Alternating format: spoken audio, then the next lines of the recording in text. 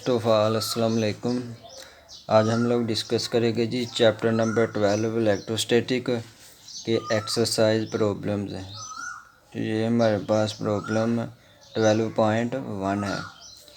क्या है हमारे पास कंपेयर मैग्नीट्यूड। उन्होंने कहा है कि मैग्नीट्यूड को कंपेयर करें of electrical and gravitational forces की एक्सर्टेड ऑन एन ऑब्जेक्ट, जो किसी ऑब्जेक्ट के ऊपर अप्लाई हो रही हैं। इलेक्ट्रिक एंड ग्रेविटेशनल फोर्स एक ऑब्जेक्ट के ऊपर एप्लीकेबल हो रही हैं जिसका मास हमारे पास इतना है, चार्ज इतना है, by an identical object. Condition ये है कि दोनों आइडेंटिकल हैं, सेम है, सेम ऑब्जेक्ट है जिनके ऊपर electric and gravitational force exert कर रही है। तो हमारे पास इनका दोनों का मास भी सेम होगा, दोनों ऑब्जेक्ट का, तो चार्ज भी सेम होगा। By an identical object that is placed, उनके दरमियान जो फासला है वो इतना है, कितना है जी 10 सेंटीमीटर फासला है उन दोनों के दरमियान। द फर्स्ट, पहले से दूसरे का कितना फासला है, 10 सेंटीमीटर दूर है दूसरा ऑब्जेक्ट फर्स्ट से।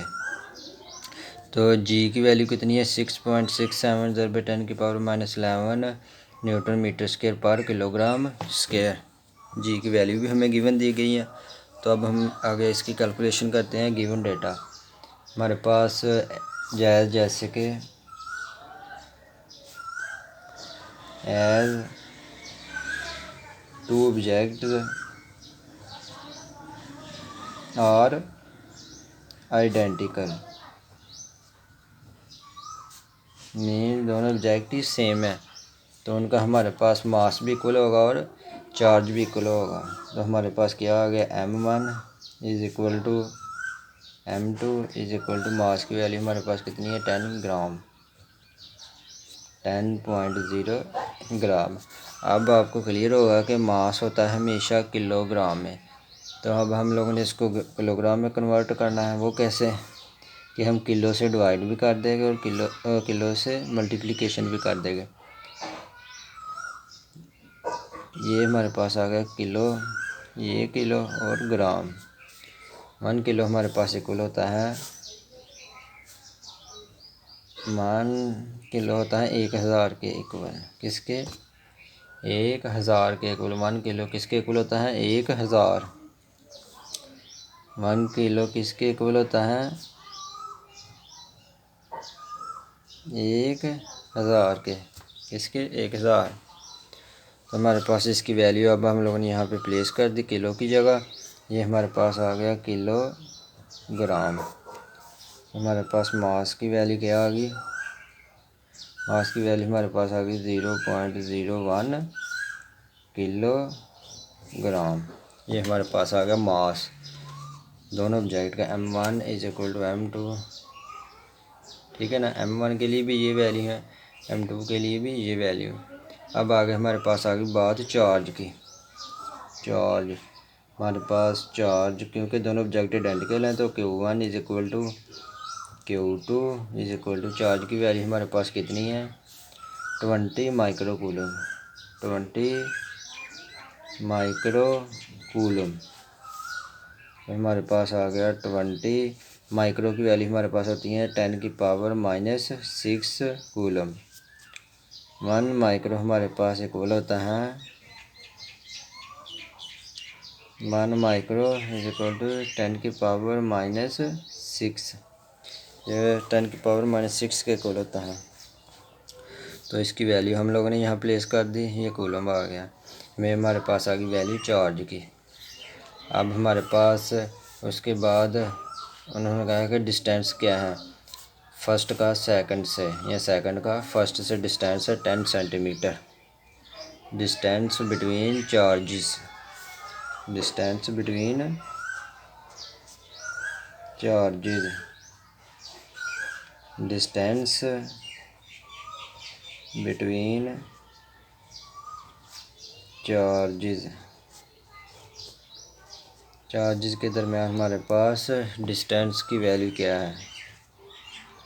तो इसकी वैल्यू हमारे पास आ गई 10 सेंटीमीटर। इसकी वैल्यू क्या आ गई हमारे पास, 10 सेंटीमीटर। तो हमने सेंटी की वैल्यू हमारे पास क्या होती है, ज़रबे 10⁻⁻2 के इक्वल होती है मीटर तो जब हमेशा पावर नेगेटिव में होगी तो हमारे पास जो इस वक्त हमारे पास शारिया यहाँ पे प्लेस है, तो पावर जब हमेशा भी नेगेटिव होगी तो हम हमेशा शारिये को राइट से लेफ़्ट की तरफ लेके जाएंगे। तो हमारे पास जितनी पावर होगी उतने हम लोगों ने आगे इशारिया ले जाना है। तो इसकी वैल्यू हमारे पास आ जाएगी 0.1। इसकी वैल्यू क्या आ जाएगी हमारे पास 0.1 मीटर। ये हमारे पास आ गई जी डिस्टेंस की वैल्यू 0.1 मीटर। क्या वैल्यू हमारे पास आ गई 0.1 मीटर। ये हमारे पास आ गया डिस्टेंस। आगे हमारे पास उसने जी की वैल्यू हमें क्या दी है, जी की वैल्यू, जी हमारे पास क्या है ग्रेविटेशनल कांस्टेंट। इसकी वैल्यू ये गिवन है 6.67 ज़रबे 10⁻⁻11 newton metre square per coulomb square, newton metre square per kilogram square, per kilogram square. ये हमारे पास आ गई इसकी वैल्यू जी की। हमारे पास किसकी वैल्यू होगी जी की 6.67 ज़रबे 10⁻⁻11 newton metre square per coulomb square. इसी तरह हमारे पास ये आ गई ग्रेविटेशनल कांस्टेंट की वैल्यू, जो हमारे पास होता है इलेक्ट्रोस्टैटिक कांस्टेंट के, इलेक्ट्रोस्टैटिक कांस्टेंट के, उसकी वैल्यू हमारे पास इक्वल होती है 9 ज़रबे 10⁻⁹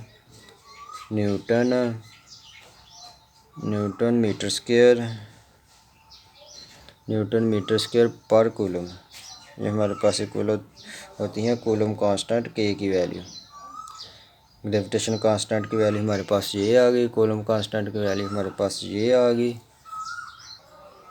अब हम लोगों ने फाइंड करनी है जी इसकी रेशो, फाइंड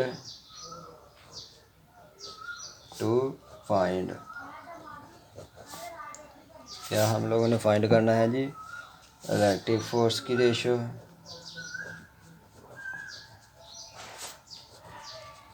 इलेक्ट्रिक फोर्स बटा ग्रेविटेशनल फोर्स, ग्रेविटेशनल फोर्स, इन दोनों की हम लोगों ने रेशो फाइंड करनी है। क्या करनी है जी रेशो, इलेक्ट्रिक फोर्स बटा ग्रेविटेशनल फोर्स। अब हम लोगों ने इसकी वैल्यू फाइंड करनी है। तो पहले हम लोग फाइंड करेंगे using Coulomb's law, using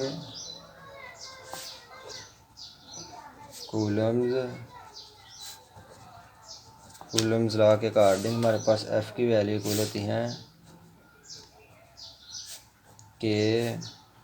Q1 Q2 बटा R स्क्वायर। ये हमारे पास होता है अकॉर्डिंग टू कूलम्स लॉ। तो इसमें वैल्यू पुट कर दे, हमारे पास इसकी क्या वैल्यू आ जाएगी, के की वैल्यू हमारे पास आ गई 9 ज़रबे 10⁻⁹, के की वैल्यू क्या आ गई 9 ज़रबे 10⁻⁹ इंटू Q1 की हमारे पास वैल्यू क्या आ गई, Q1 की वैल्यू हमारे पास आ गई जी 20 ज़रबे 10⁻⁻6 कूलम। इसी तरह Q2 की वैल्यू हमारे पास क्या आ गई, क्योंकि दोनों ऑब्जेक्ट आइडेंटिकल हैं, ज़रबे 10⁻⁻6 डिवाइड बाय डिस्टेंस की वैल्यू थी हमारे पास 0.1 मीटर। तो इसका हमारे पास आ गया स्क्वायर। जब हम लोग इसकी कैलकुलेशन करेंगे तो हमारे पास फाइनल इसका आंसर क्या आ जाएगा। जब हम लोग इसकी कैलकुलेशन करेंगे तो हमारे पास इलेक्ट्रिक फोर्स आ जाएगी इक्वल 360 न्यूटन, क्योंकि फोर्स हमेशा न्यूटन में होती हैं। ये हमारे पास आ गई इलेक्ट्रिक फोर्स, इसको नाम दे दिया हम लोगों ने क्वेश्चन नंबर 1 का। इसी तरह एंड अब हम लोगों ने फाइंड करना है जी ग्रेविटेशनल फोर्स। अब हम लोगों ने इसे यूजिंग करना है यूजिंग न्यूटन्स ग्रेविटेशनल लॉ। जो हमारे पास न्यूटन्स का ग्रेविटेशन लॉ था वो हम लोगों ने इस्तेमाल करना है।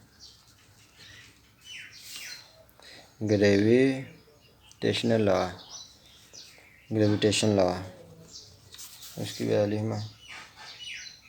उसकी वैल्यू से हमारे पास Newton gravitation law F = G m1m2/r²। तो हम लोगों ने क्या करना है, इसमें वैल्यू पुट कर देनी है। तो हमारे पास वैल्यू आएगी G की 9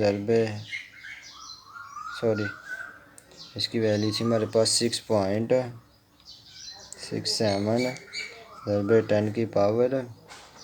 10⁻⁻11। ये हमारे पास G की वैल्यू आ गई। इसी तरह हमारे पास मास दोनों का सेम था। फर्स्ट मास था हमारे पास 0.01, सेकंड भी हमारे पास 0.01, क्योंकि दोनों ऑब्जेक्ट क्या हैं, आइडेंटिकल हैं। तो उसके बाद हमारे पास डिस्टेंस की वैल्यू क्या हम लोगों ने कैलकुलेट की थी 0.01, जो एक ऑब्जेक्ट का दूसरे ऑब्जेक्ट से था। तो फाइनल जब हम लोग इसकी कैलकुलेशन करेंगे तो हमारे पास इसकी वैल्यू आ जाएगी 6.67 ज़रब 10⁻⁻13 न्यूटन। चाहे फोर्स हमेशा न्यूटन में होगी, चाहे वो ग्रेविटेशनल फोर्स हो, चाहे वो इलेक्ट्रोस्टैटिक फोर्स हो, फोर्स हमेशा न्यूटन में होगी। ये हमारे पास आ गई क्वेश्चन नंबर 2। ये हमारे पास आ गई क्वेश्चन नंबर 2। अब हम लोगों ने क्या करना है, डिवाइड कर देना है क्वेश्चन नंबर 1 को बाय 2 के साथ। डिवाइड हम लोग क्या करना है, डिवाइड क्वेश्चन नंबर 1 बाय 2। तो हमारे पास इसका रिजल्ट आ जाएगा, वी गेट क्वेश्चन नंबर 1 को 2 के साथ डिवाइड कर देना है। क्वेश्चन नंबर 1 हमारे पास क्या है, इलेक्ट्रिक फोर्स बटा क्वेश्चन नंबर 2 ग्रेविटेशनल फोर्स। इसकी वैल्यू हम लोगों ने प्लेस कर देनी है। इलेक्ट्रिक फोर्स है हमारे पास 360 न्यूटन ओवर हमारे पास ग्रेविटेशनल फोर्स आ गई 6.67 ज़रब 10⁻⁻13। ये हमारे पास आ गई रेशो इनकी। तो जब हम लोग इसको डिवाइड करेंगे तो हमारे पास इसकी वैल्यू आ जाएगी 53.9 ज़रब 10⁻⁻13 आ गया। ये हमारे पास आ गया जी इसका आंसर। प्रॉब्लम नंबर 12.1 का है। ये चैप्टर नंबर 12 इलेक्ट्रोस्टैटिक का फर्स्ट प्रॉब्लम था। तो आज के लिए इतना ही काफ़ी है। अगर तो किसी को समझ नहीं आई तो कमेंट बॉक्स में लाजमी पूछना है। हमारे चैनल को लाइक भी करना है, सब्सक्राइब भी करना है, ताकि हर नए आने वाली वीडियो का लिंक सबसे पहले आपको मिले। Thank you.